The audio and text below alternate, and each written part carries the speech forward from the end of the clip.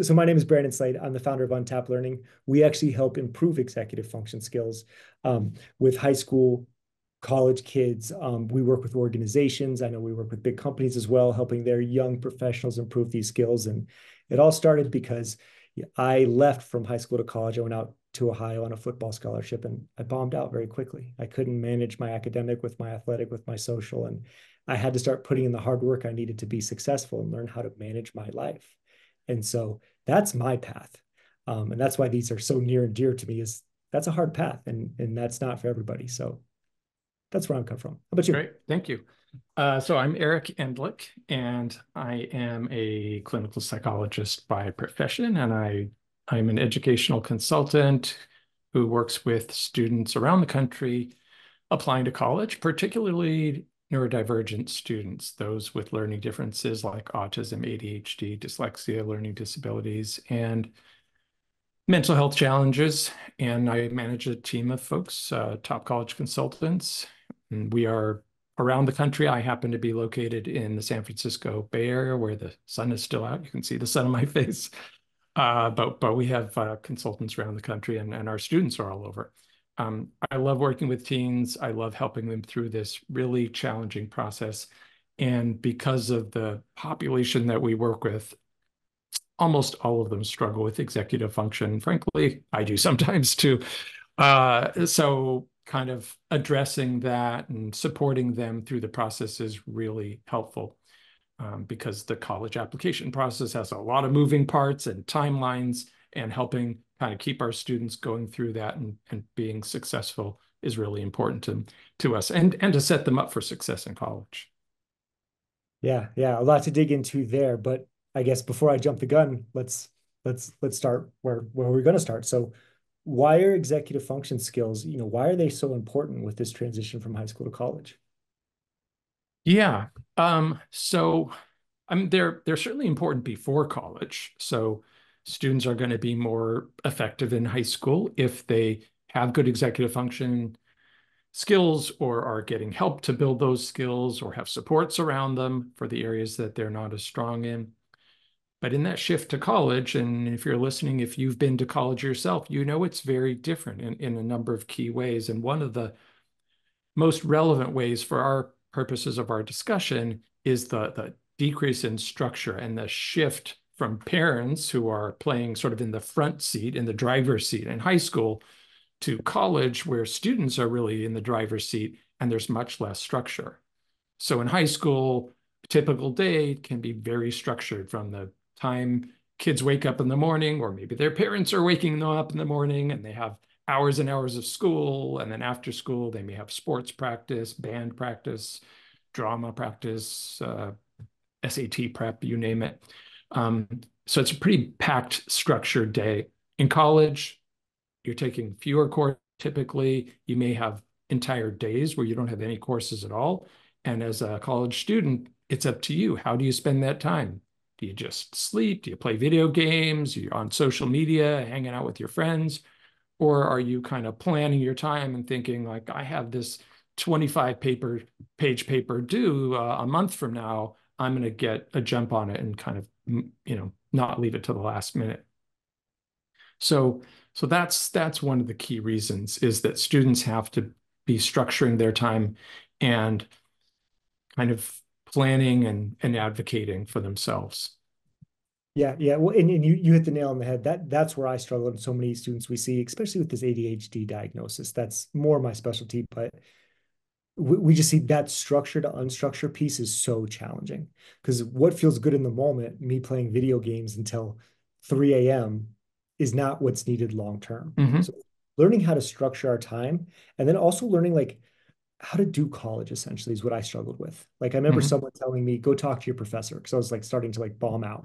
And my response was, you can do that? Like I had no concept of the skills I needed to be successful, and those hadn't been built up yet. And so that's where we see the core pieces is that time management, that structure, and then just how to do college, how to do school on your own. Hmm. Yeah.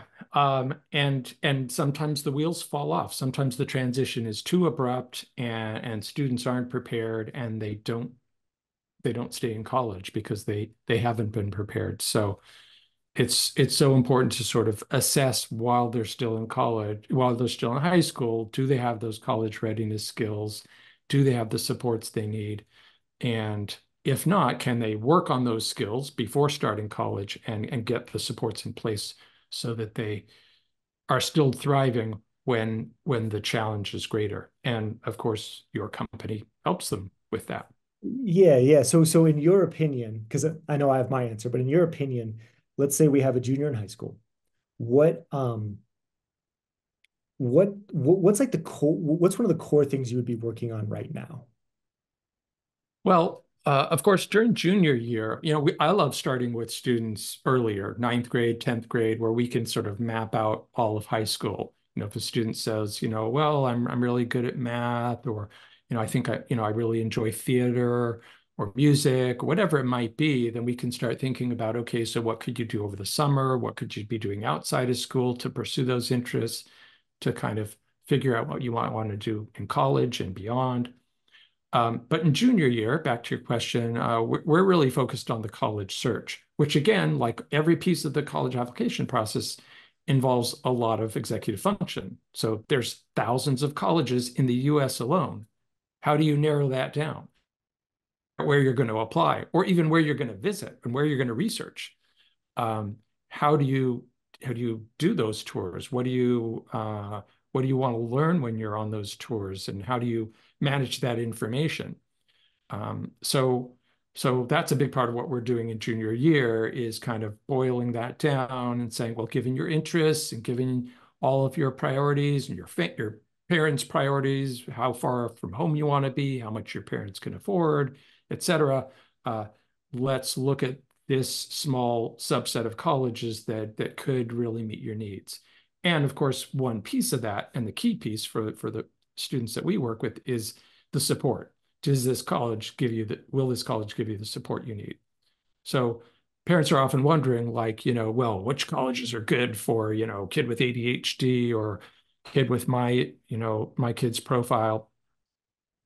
I mean, all colleges can provide disability accommodations, which is something that parents are often already familiar with in high school. If your kid's on a special ed plan, like a 504 or an IEP, like extra time on tests and things like that. But there are more robust supports available at some colleges, and many of our kids benefit from those. Yeah, yeah. And so I feel like I want to take a quick step back because I think what you said is so important. So the best definition that I've heard for executive function skills is that it's all these processes, all these cognitive processes that help you reach your goals. So your goal may be get into a college of your choice, right? And so you take this big goal and you reverse engineer it into actionable steps and you stay on track. And so, I think that's such an important piece to talk about what it is. And then, coming from like the beyond the college side, coming from the behavior side, things that we can do to help our students right away. Just two things that come to mind is helping them form routines. So figuring out like how to start and follow through with the routine is so big. And then the other one I like to recommend too, especially as they get older, is Sunday night planning. So sitting at the kitchen table as a family every Sunday night and looking ahead at the week. Um, I'm always amazed by the students we work with at such high level universities that don't have this ability to plan, and they get so Mhm. because they try to keep it in their head. Um, yeah, yeah, and you've put it a couple of times. Please ask a bunch of questions in the chat. We want to answer as many questions as possible. But yeah, well, And and go ahead, and please. so you mentioned the Sunday night planning. I mean, it reminds me that parents have a couple of really important roles to play. Well, they have many roles, important roles to play for their kids, of course. And I'm a parent of neurodivergent kids myself. So one, of course, is sort of being their executive function. If your kid can't remember to get up on time, remember to put their homework in their backpack, or feed themselves, or, take a shower, whatever it is, often as a parent, you're kind of standing behind them saying, hey, you didn't take a shower yet today, or you got to after eating, or whatever it might be. But the other piece is starting to, as I said, kind of make that shift, offloading those tasks to your kid. So if your kid doesn't cook, doesn't clean, doesn't do laundry, doesn't keep track of when things are due. If you're the one doing all that for your kid, you're the outward facing person who's talking to the school staff and making appointments with doctors and dentists and therapists. How is your kid going to do that in college? So part of your role as a parent, and I think that's kind of goes back to the Sunday night thing, is making that shift in a gradual way. Yeah, Um, and it's so hard too. You and I see this all the time. It's really hard to let off the reins because we fail a lot, and that's needed to learn. But it's really hard to watch that as a parent where you miss a doctor's appointment, miss a practice, or you don't do well on a test because you didn't study. But getting those natural consequences with the structure at home, it's so necessary, but it's not easy to watch.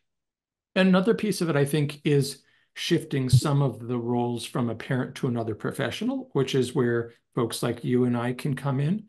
So um, I spend a lot of time with the students I work with, like helping them fill out the Common App and helping them get their essays completed. So it's very hands-on.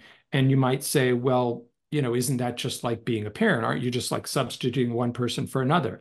But it's a really important shift because in college, there's a lot of professionals available to you.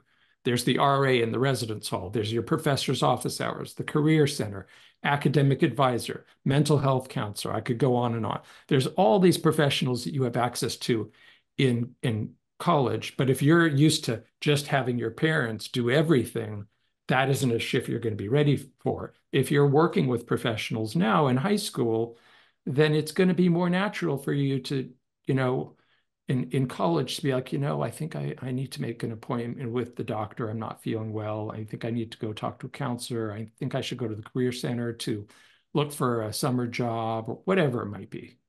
Yeah, that's such a good point. And I'm sure you get this comment all the time. It's like, why is my kid listening to you and not to me?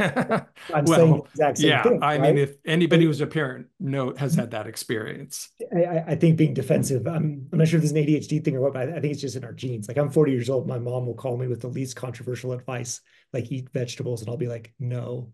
And I have to apologize later. I'm like, I'm so sorry. Yeah. I don't know where that came from, but a lot of it too is about preserving your relationship because um, the natural Yes. consequences are essential. And sometimes they feel artificial coming from a parent, which I think that's what rocked me when I got to college was, you know, I didn't, I had great parents, but I just didn't experience a lot of these natural consequences until I get there. And they hit really hard when it's your first time dealing with them.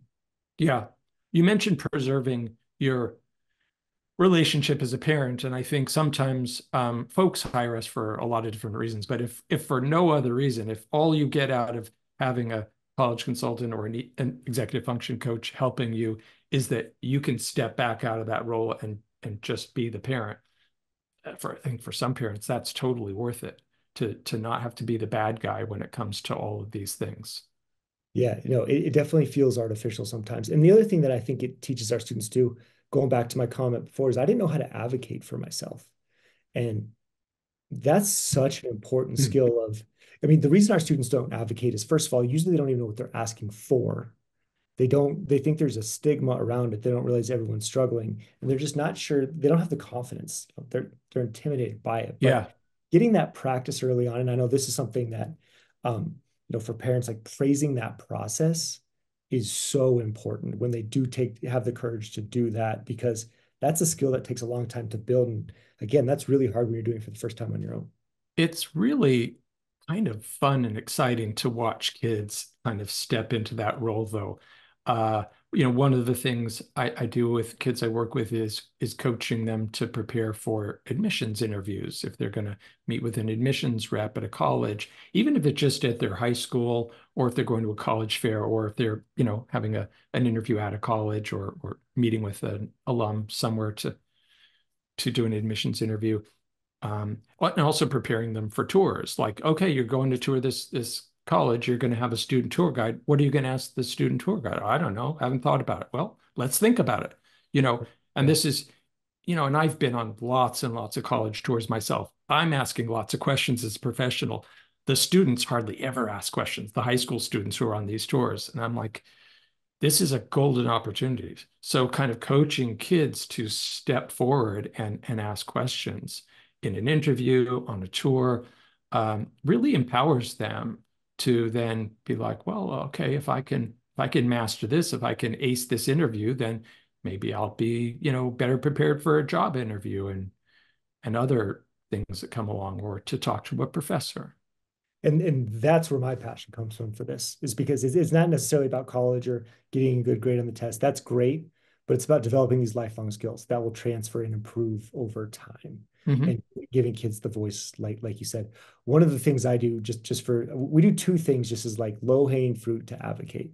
One is, on day one, we put drafts in their inbox of like, here's how to advocate, and they can just change the details of it. For some reason, Mm-hmm. that decreases anxiety a lot, just knowing that they have that.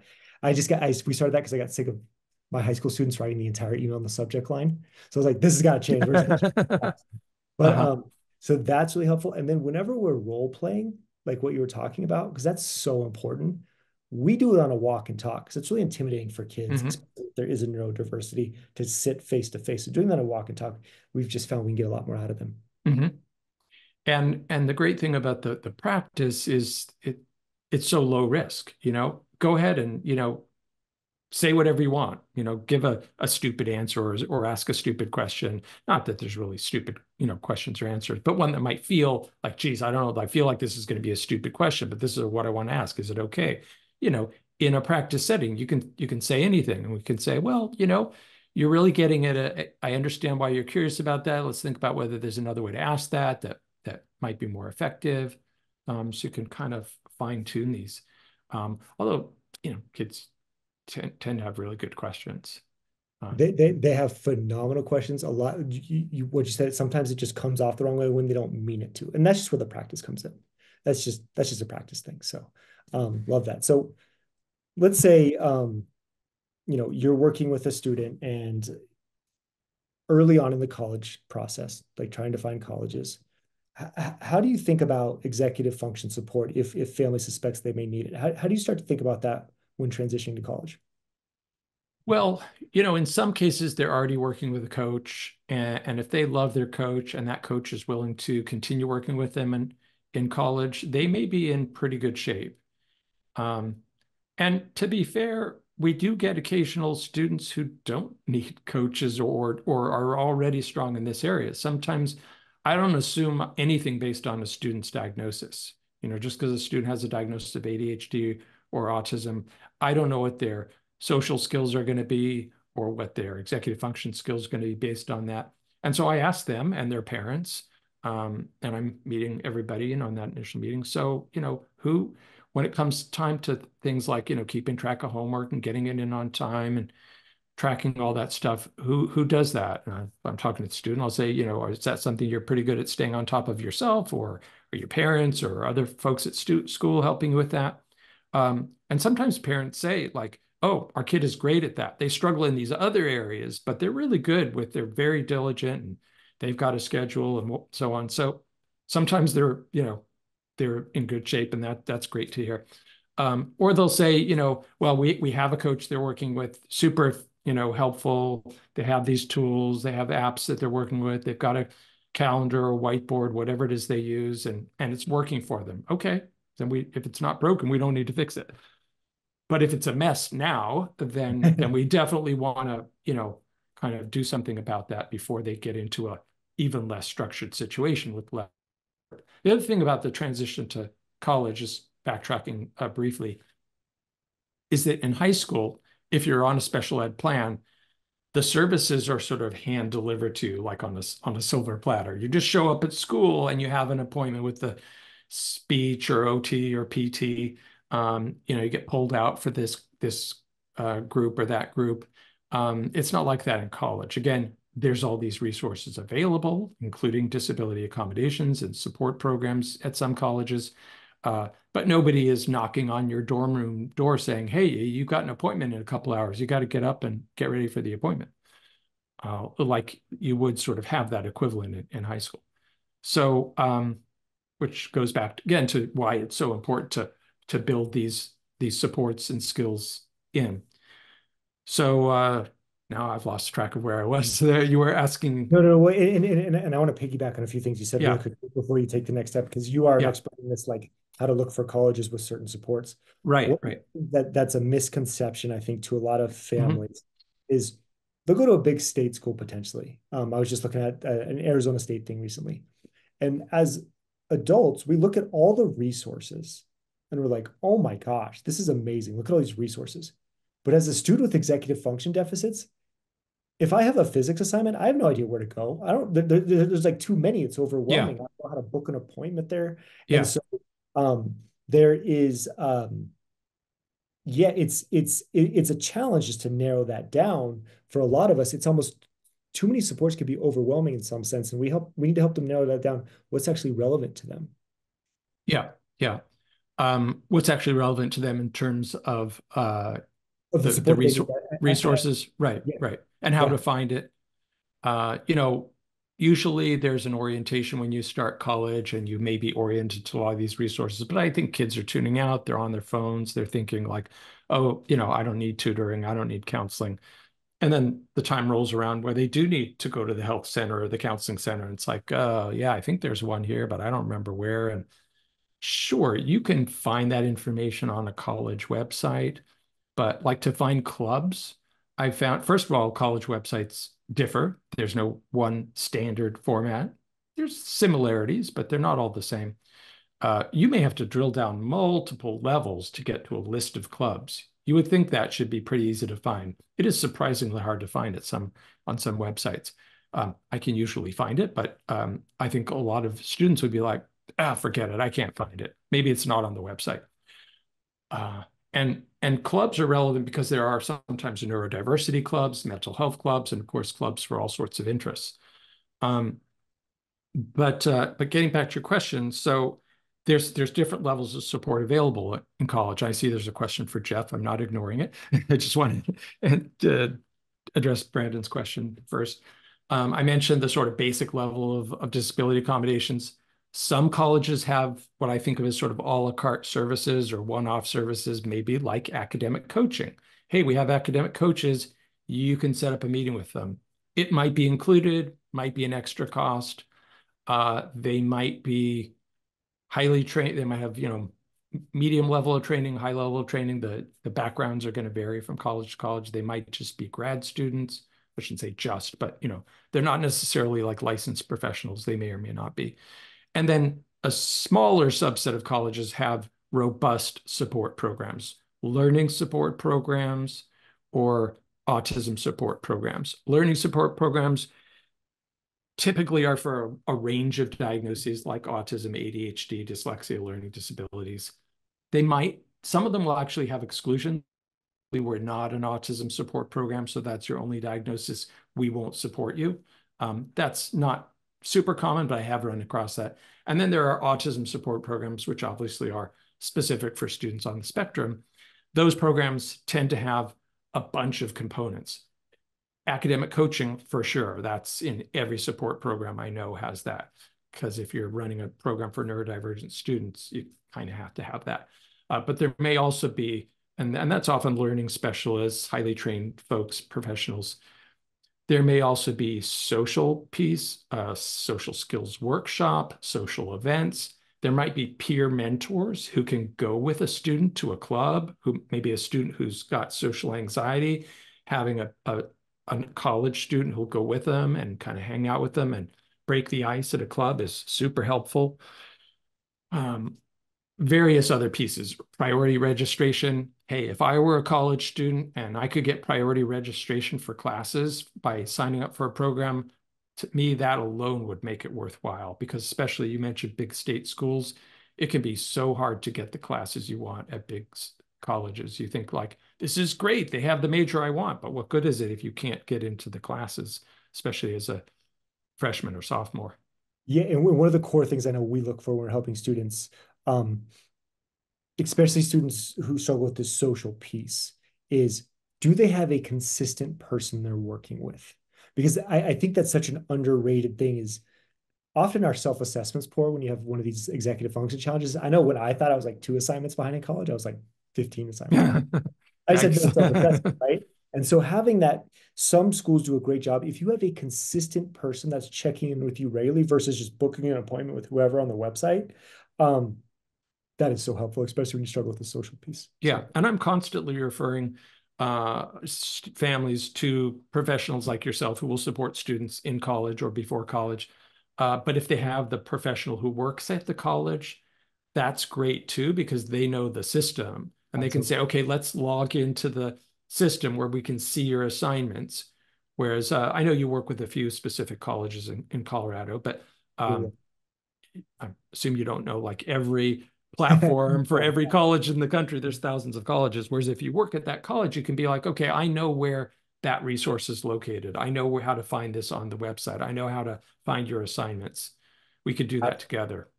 I was like, and just I think I can't overstate that enough is having a consistent person who you're checking with regularly who really gets to know your child.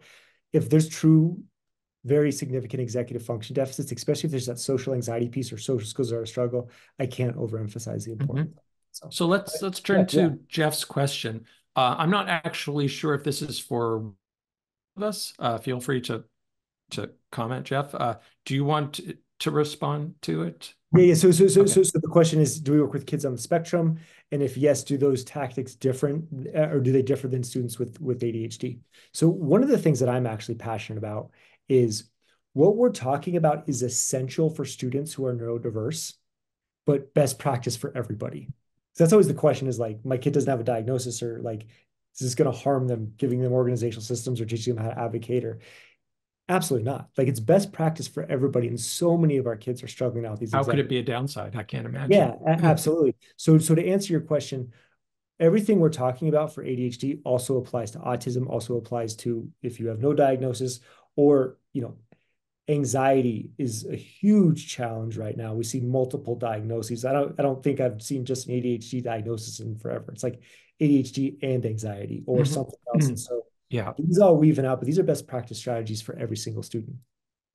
Yeah. And and this goes back to something I said earlier.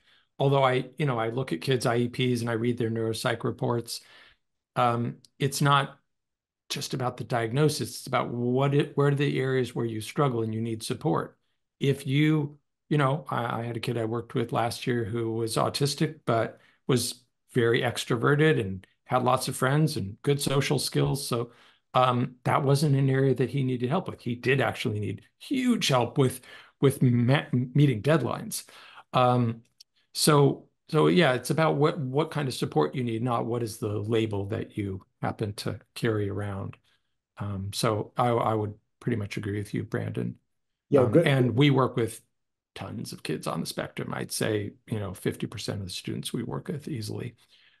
Sue asked, can you tell us which schools in Colorado you work with? I'm pretty sure that question's for you. Yeah, we're super close with CU Boulder. We're actually running a pretty interesting event next week where it's half yoga. We're partnering with Lululemon, half yoga, and then we go right into executive function skills. And we're doing that for the engineering students. And then we work with Carl School of Mines, and then Regis are our closest, but we work with DU as well and other places. Um, yeah, no, it's been an interesting path because in the past few years, executive function is starting to become a thing. And and so there's a lot of people out there really talking about this now. And the way I think about this, and tell me if I'm wrong, Eric, but I almost view executive function as college readiness. It's the same thing almost in my hmm head. Oh yeah, they are inextricably intertwined. Um, by the way, I just put a link in the chat to our database. So I was talking about colleges that offer support programs. We maintain a database of those colleges. So people are often saying, like, which colleges do that? Where do I find the colleges? We have a list. You don't even have to give us your email address. You can just find it on the website, and you can sort it by state. So if you're wondering, like, well, which ones are in Colorado, which ones are in Texas, which ones are in North Carolina, you can sort it, and um, I call it a database of neurodiversity friendly colleges. So you can ignore the fact that it says autism in the URL. That's just because originally I called it a list of autism friendly colleges. And then I was starting to add all these programs like University of Denver that has a learning support program. It's not an autism support program. So I'm like, what do I call this list? So it's actually neurodiversity friendly colleges. It's a Uh, phenomenal list. And if anybody's interested, thanks. on LinkedIn, you do such a good job of posting news about what colleges are doing. So Yeah, yeah, and it's really exciting to see, kids starting neurodiversity clubs at their colleges, or colleges developing neurodiversity initiatives, colleges that for realizing like there's a demand for it. We really need to be more inclusive. And to me, it's just part of inclusion. If you want to be a diverse, inclusive college, you have to look at disability and learning differences. It's not just the color of people's skin or what state they happen to come from. Yeah, Let's go back to what you were talking about with the no, it just went out of my head. You were no, no, talking about the college readiness piece. So there's some yeah, interesting. yeah, college readiness and executive function. Can you elaborate on that when you said you see them as kind of one and the same? Yeah, I was just working with Regis, and I had to do a lot of. I had to dive back into the research. It embarrassingly had been a little bit for me where I'd really done a lot of research on executive function skills and college success. There's something that came out recently that they found ex executive function skills were just as good, if not a better predictor than social economic status, than all these other indicators we associate with academic success. It's like, could you learn how to manage your time? Could you learn how to balance your schedule? That was more important than almost anything that they, Hmm. now it's always a Yeah. No, conversation. that makes sense. Imagine a really smart kid from a very privileged family, wealthy. They have no problems affording college. The kid's so smart they breeze through high school, getting straight A's without even having to, study for a test. Now they get to college. Nobody's telling them what to do. They've got hundreds of pages of reading. If they don't have the executive function skills and they're surrounded by really smart kids and professors, how are they going to be successful? You just explained my life in about a month from now. I won't mention the university, but there's a university near us that's very high level, brilliant kids. Almost all of them seem to ace the standardized tests, and they show up on campus and they've always been smart. And it's got to be really hard to parent this too, because if they haven't needed to study, I mean, it's really hard to make them build these systems. There's a lot we can do, but they show up on campus, they don't know how to organize their lives, and they don't know how to study. And they've always had the identification as like, I'm smart. I'm the smartest person in the room. Well, you show up on this campus and you show up at this in this program, and you have to be very good at managing your time because it's so busy. You have to know how to study because the content is so hard, and everyone's smart. So we see this almost full meltdown. And they always get it, but it's a hard path. And so anything we can do now, especially with our kids who are most intelligent, works really well. Teaching them how to block their schedule, teaching them the difference between like what on your Google Calendar, what is an appointment or a class, and what is a task, a to do? Like just the basics our students just don't have right now at a lot of these schools. And usually the higher their intellect is, the more they struggle with these skills when they get to college. Yeah, and it's not something that colleges just teach or provide by default. You show up at college, you don't get an executive function organizational skills class automatically. Handful of colleges that have those available. Certainly, if there's a learning support program, there's a good chance they have a course on study skills, but it's not something that colleges just by default offer to all students. Sue has a great question here. Do you recommend the 2 to 3 week college readiness programs at colleges? Are they worth it? These are summertime programs. Uh, I can say a lot on that, but I'm curious to whether you have any perspective on Your insight's going to be way better than mine. that. My head goes, it's obviously college dependent, and this is something that, off record we probably could talk a lot about. The one thing that I am passionate about is students who step foot on campus before everyone else, they feel more comfortable usually, and we don't see these huge spikes in anxiety when school starts. Um, we always talk about the amygdala, that fight or flight. Like if that's firing, you're not learning. And so I think that's where it can be very helpful is you become accustomed to this college campus before the demands are placed on you. Yeah. Well, the programs that Sue's referring to, I think, are not necessarily at the college that the student's going to attend. Oh, They I'm might sorry. they might be.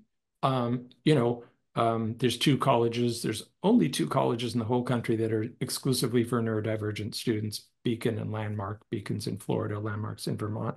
They both happen to offer summer programs. So theoretically, a student could do one of those programs and then go to the college. That's not super unusual.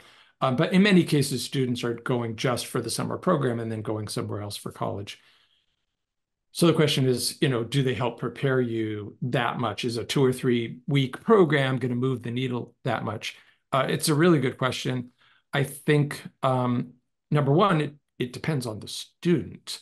If the student has a really long way to go, if they're not remotely ready for college, a 2-week program is probably not going to move the needle enough. If a student's in pretty good shape, but they are, to your point, Brandon, anxious about, they've never been on a college campus, they haven't been away from home that much, they have some study skills, but they could use brushing up on them somewhat. It could, move the needle enough to be useful. I think there's a lot of benefits to these programs, and we have students go to them all the time. I was just talking to one of them earlier this week about one of my students who went to one of them over the summer. First of all, it's a chance to live on a college campus away from home. And some students have never been away from home. I talked to a student last week who really struggled starting college. I mean, I won't go into details, but really struggled going off to college. And I asked the student, you know, how much time have you been away from your parents prior to starting college? And the student said 3 nights was the longest they'd ever been apart from their parents. Um, yeah, and now you're going to be away from your parents for like 12 weeks. So going away for 2 or 3 weeks helps break the ice with that. You're on a college campus, you're living in a dorm, you're eating in a dining hall, you're around other students who are going to college. There's a lot that's sort of college adjacent that helps you get into that mindset. And they're helping you build some skills. Now, if it goes really well, then you might decide, you know what, I should do this again next summer. I got a lot out of it, but I feel like I still have more to learn. So maybe I'll do this, after sophomore year, after junior year. Maybe I'll do a whole gap year. And there are a number of gap year programs for neurodivergent students. So if you decide like this was helpful, but I realized I still have a long way to go to be totally ready for college because it was even those 2 weeks were challenging for me. Well, maybe take a gap year and do a year-long program or do other things during that year to build skills. That is a great question. The one thing I see from my end, because I know you work a lot with a lot of those programs. That's much more your specialty than mine. But just focus on just purely the executive function skills. I can tell right away who's doing the good work and who's not necessarily doing the good work. The people doing the great work are doing very concrete stuff versus abstract stuff. So what I mean by that is like, if your students working out of a workbook or talking about planning and theory and things like that, it's not going to land for most kids with executive function deficits. But if they're building out their actual calendar that they're going to use, they come out of there with the actual clubs that they're going to email. They set up automatic Amazon orders for things like deodorant and toothpaste that get delivered once per month. So that's how you can tell the really good ones.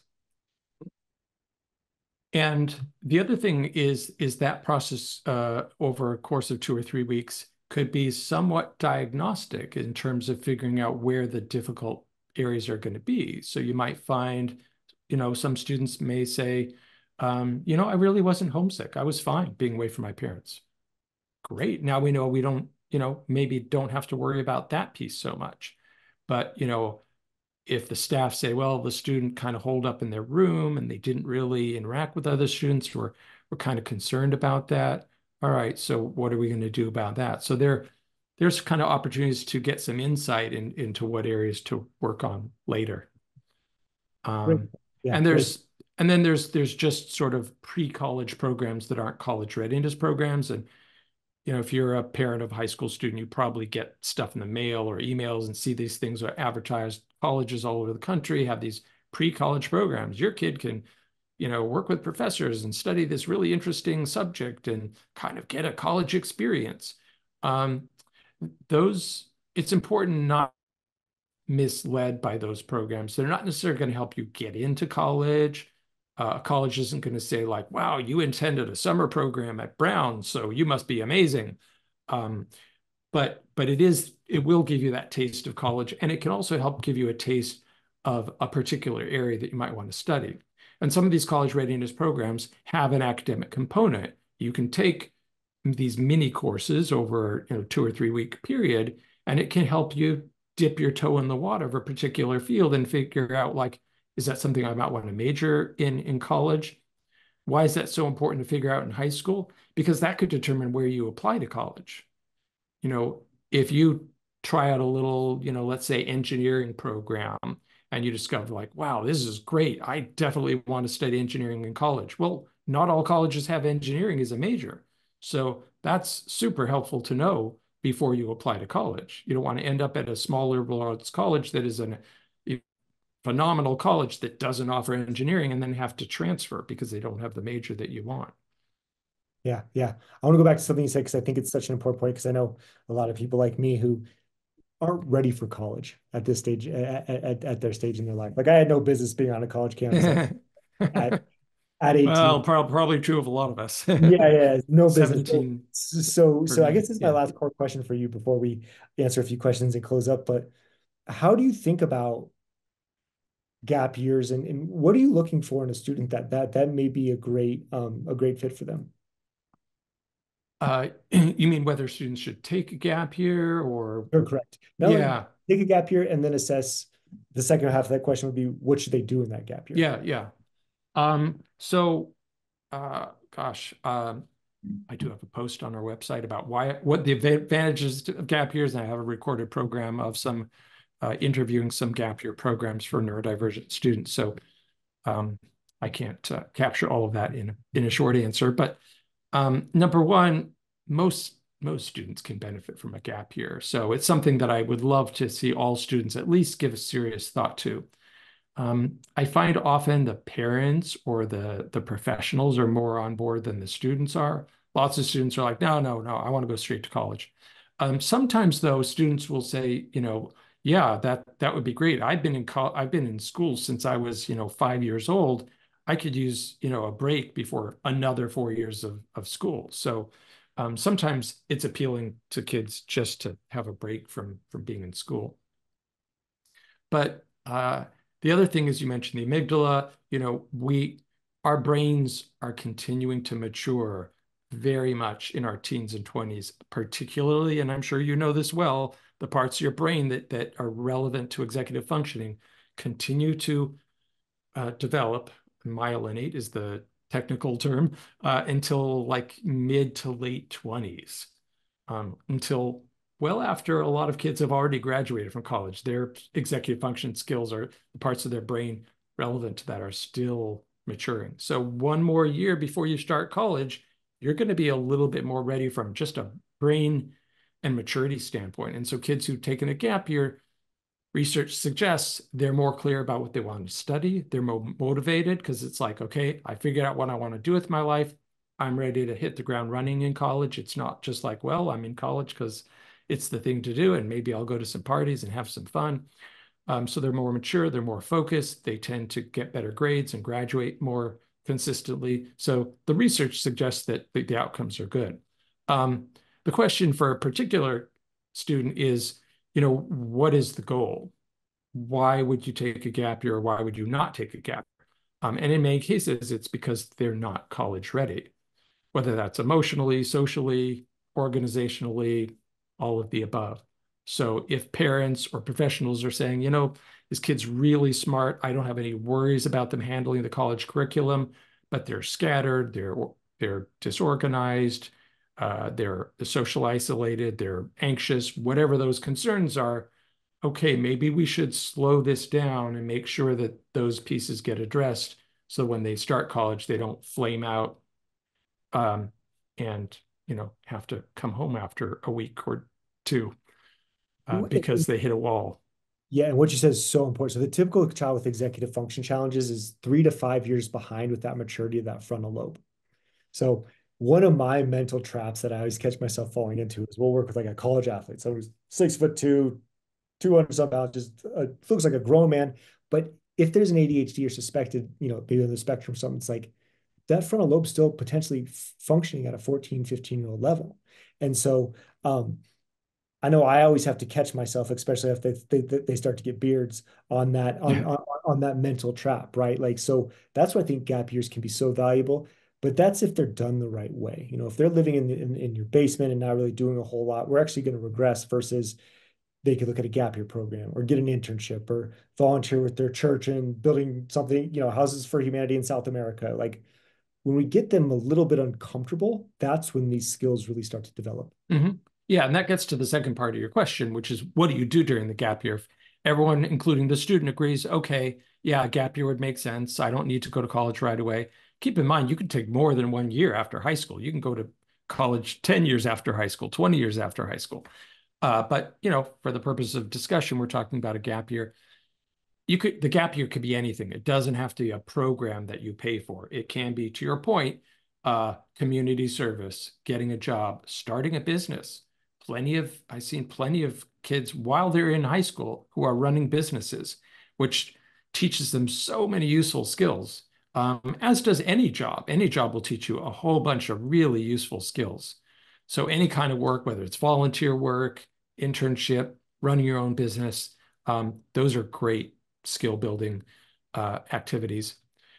But then there are also formal programs, particularly the ones that I'm often directing kids to for kids with learning differences that have components to build organizational skills, social skills, academic skills. There are also, we're talking about gap year. There's also something called PG or post-grad programs. Sometimes those two things get sort of mixed together. The PG programs frequently are held at high schools. Not always, but many of them are private high schools, and there's often an academic component to it. So it's for kids who are coming out of high school without being like really strong academically, it's like another year to kind of boost them up so that they are ready for college academically as well as in other areas. Yeah, yeah. Um, Great point. I want to, isn't with gap years, but I want to come back to something you said earlier that I thought was very important, is the need to be involved at your university is so important. Um, so if you do have a student who's in that maybe senior year of high school towards the end, starting to research clubs, because too much free time for our students, or when we tell our students to step foot on campus and we're like, okay, go join a club. Um, we have to have a plan there. We've got to figure out a way to lock up some of that time, because too much free time, especially for our kids with executive function deficits, that's one of the biggest mental traps that we see. Mhm. Yeah, I mean, I could really get on a soapbox about this one. So, frequently folks and I don't blame families for having this mentality. It's really fed to us by the media. We get really focused on getting into the right colleges, getting into good colleges. Research is pretty clear on this, that it's more about what you do in college than where you go to college. Now, there are some exceptions for certain populations where going to certain kinds of colleges can make a huge difference. But for a lot of kids, it's not so much about where you get in and where you go, it's about what you do when you're there. And one of the key pieces that predicts whether a student comes out of college saying that was a life-changing experience is, do they engage? And engaging means finding a mentor in a professor or another professional in college that you develop a good relationship with, joining a club, playing a sport, um, doing study abroad, doing a thesis, doing independent research with a professor, some kind of engagement above and beyond just showing up for class and doing the minimum. And that makes for a life-changing experience for students. And students who are involved and have a reason to be on campus stay on campus. They don't drop out, right? A lot of Right. times parents are really confused when that's like my first thing. After we get schedules, classes, and the basic organization, I'm like, I'm going full speed ahead towards clubs, jobs, being involved. And they're kind of confused on this executive function thing, but we've got to structure this unstructured time, or we're playing with fire a little bit. And it also it's a bit away from executive function skills, but it also helps address homesickness. Absolutely. Homesickness is, endemic.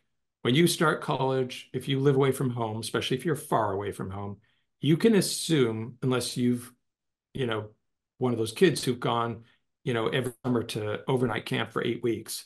And I've seen some of those kids. But if you haven't spent a lot of time away from home, you can pretty much expect you're going to get homesick in college. That's not pathological. That's normal.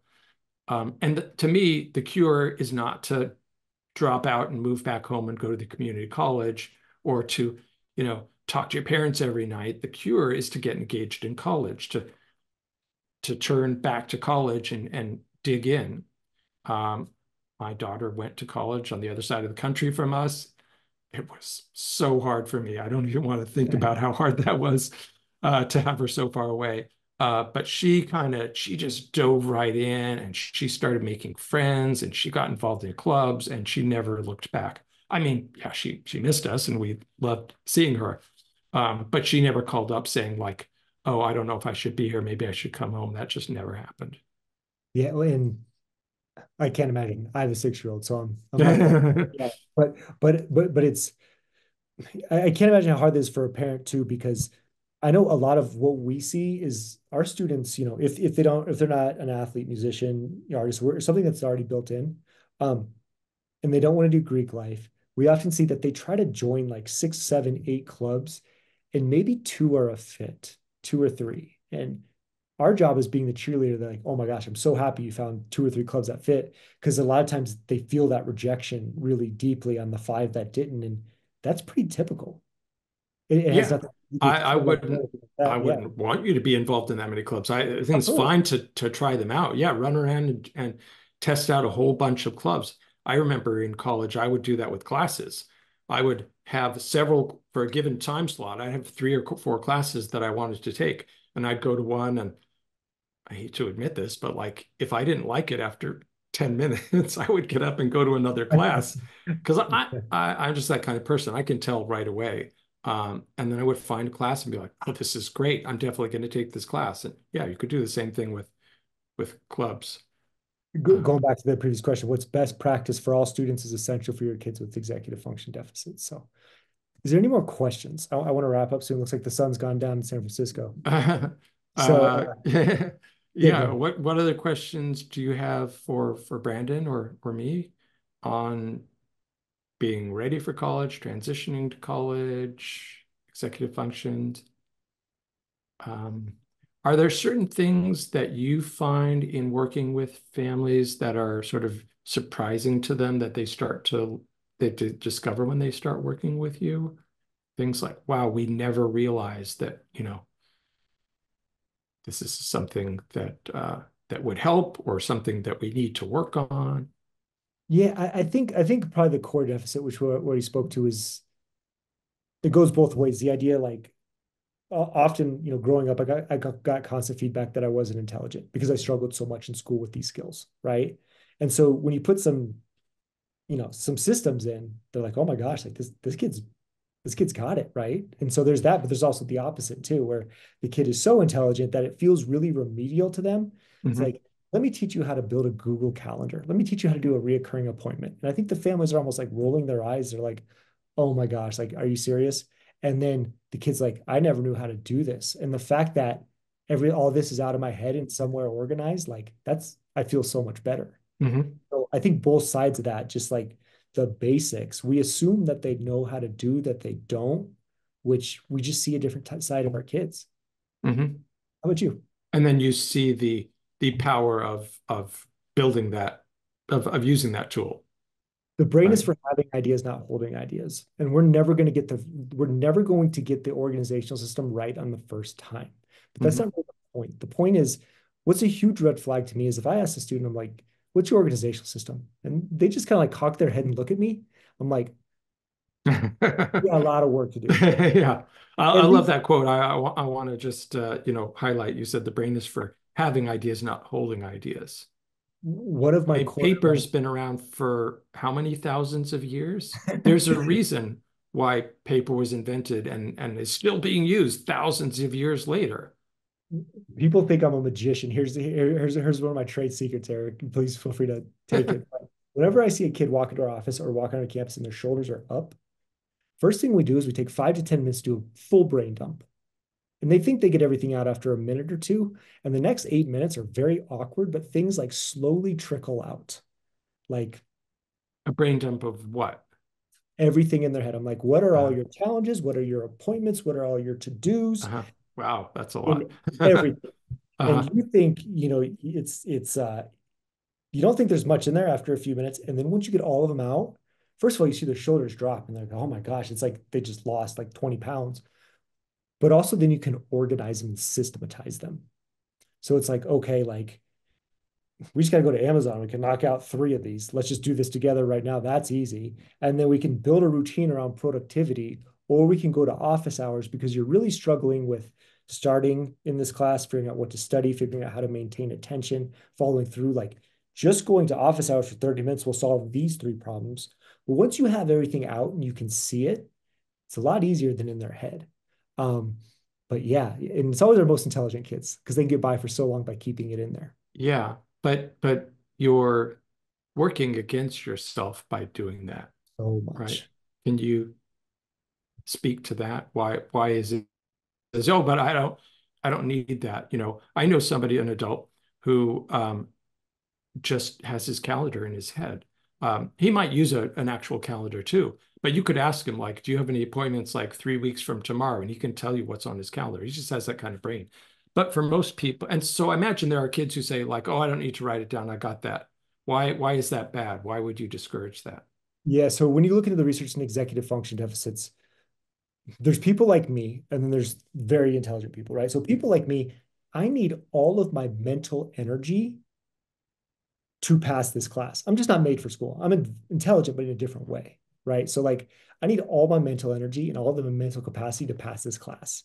And then um, you look at the anxiety piece and everything else where it caused a lot of anxiety. But in the research, a lot of times they call it decision fatigue. The example that lands with most students is the whole Steve Jobs thing. Steve Jobs wore the same outfit every single day, not because he couldn't afford a different outfit, but because it was one less decision and he could use his mental energy for where it mattered. Yeah, great example.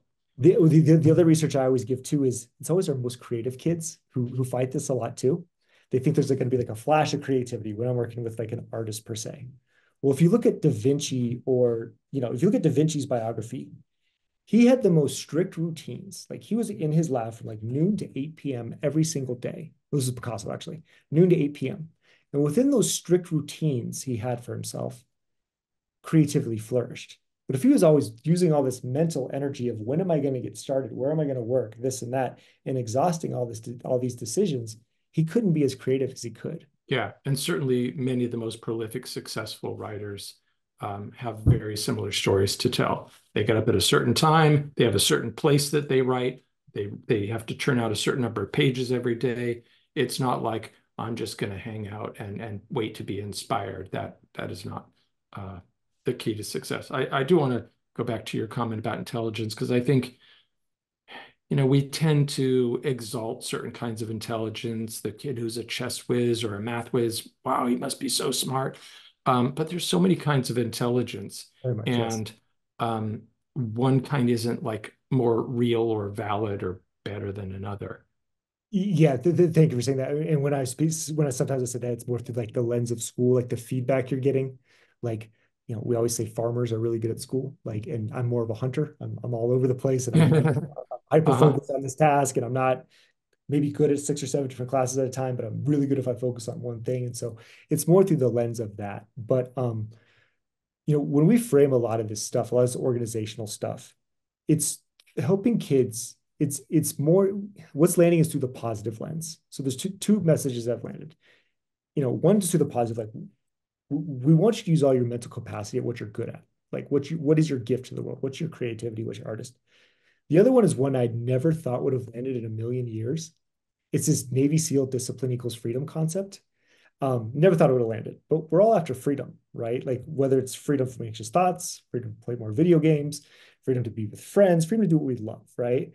And having an executive function deficit, our time gets locked up a lot. So what are the small routines or disciplines we can implement? Like going to office hours for 30 minutes. Well, that would save me 2 hours on the back end. By the time I figured out what to study, maintained attention, follow through, it's one small discipline opens a ton of freedom. And there's a ton of little examples we can find for our students that's been landing really well. Yeah, yeah, and I think the same would be true of going into the tutoring center, going to the writing center, having an executive function coach, so that you're not kind of reinventing the wheel, so that you're working with someone who can kind of speed you through these things and play the video games or hang out with your friends in your spare time instead of having to study more because you're so inefficient. there's a very different feeling playing video games when your paper's done than playing video when your paper's not done. There's no mental freedom when that paper's not done. There's this Absolutely, yeah. anxious voice in your head. And so for whatever reason, that message has landed really well. So That's cool. And I should say also, not everyone has to go to college. So if you have if you have a different kind of intelligence and you said you're not made for school, I mean, there are so many ways to make a living now. I think more opportunities in some ways than ever before. Um, kids, there are a lot of kids who are interested in art that we see, and I still hear parents being concerned about that. Well, that's great that my kid loves art, but they need to focus on something practical. Man, this is the best time in human history to be an artist. There are so many ways to make a living as an artist. I'm just using that as one example. If you're good at fixing things, maybe you go to HVAC school and you don't go to college. So just because your parents went to college doesn't mean it's the right path for you. and We every happen to work with kids who go to college. I love colleges, but I don't, I'm not saying that it's the best path for everybody. and everything we talked about tonight transfers, right? Like let's say everyone I work with right now wants to be like a YouTube influencer or whatever. And so it's like, well, the same skills you need to reverse engineer a final exam or a final project. Yeah, Same thing yeah, as like, I want to have this YouTube video. I need to break that into small manageable pieces. I need to plan that in advance. What shots when? It's all the same skills we're working on. So again, this goes back to its best practice for everybody. The helping our students now with planning, routines, organizational systems, it all transfers. yeah. And if kids said, well, I'm just going to be a YouTube influencer. I don't need college. I don't need, help with these study skills stuff. I'm just going to do that. Well, yeah, but you got it. You're going to have to be churning out YouTube videos week after week, year after year to be successful. You're going to have to figure out how to track which ones are successful and how do you build on that success. As you said, the technical aspects of producing each one, there's a lot of moving parts to that. It's not just turning on your phone and sitting there talking into it and becoming, rich and famous overnight. We work we work with a lot of athletes just based on my background. And one of the things that rocks them is for whatever reason, there's this misunderstanding that learning in school in their head is somehow different than learning their playbook. And learning is learning, right? If you know how to learn Mhm. one thing, learn the other, and all these skills transfer. When they get that, they're like, oh, now I get it. But sometimes Mhm. it's a hard thing to help them with. Yeah, and if they have to learn a bunch of plays, which I'm sure in football you have to, memorize all sorts of plays, I would imagine a lot of them are are super useful. The best athletes, the ones who make the highest level, are the fastest learners. That's a misunderstood. The best YouTubers are the fastest learner. They can go through the data analytics. They can do like we're just teaching our kids how to set up a life of learning. Mhm. That's college, not college. Yeah. I'm a big believer as technology progresses, what's going to matter is can our kids learn at a high level, and Mhm. how we do that is develop these skills. So Cool. Well, I see that we have run longer than expected, so we should wrap up. Always a pleasure to talk to you. I'm really appreciate the great questions from the participants. You can, let me put my email address in the chat. It's eric@topcollegeconsultants.com. I often have slides, so I have the stuff on slides. I realized I didn't even put that in there. yeah, thank you for reminding me of all the stuff like introducing ourselves before I just hop right in and things like that. But yeah, don't hesitate to reach out if there's anything we can do. And thank you guys so much for taking the time Yeah, tonight. It really means a lot. good to see you again. All right. Thanks, guys. All Have a right, great bye.